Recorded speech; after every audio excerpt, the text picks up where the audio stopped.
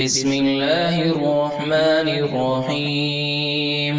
بہت پرانے وقت کی بات ہے کہ ہندوؤں کا گروہ جس میں سینکڑوں لوگ شامل تھے اپنے گاؤں سے بہت دور بڑے مندر جانے کے لیے نکلا تو ایک سنسان علاقے میں پہنچ کر راستہ بھٹک گیا۔ وہاں دور دور کوئی نہ تھا جس سے وہ راستہ معلوم کرے۔ کچھ دور ان لوگوں نے دیکھا کہ ایک درویش اپنی جھونپڑی میں بیٹھے یاد الہی میں مصروف ہیں۔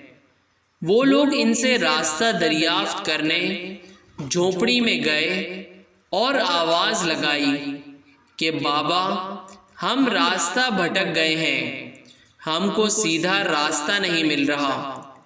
یہ سن کر درویش نے کہا، میں تم سب کو راستہ بتا دوں یا دکھا دوں؟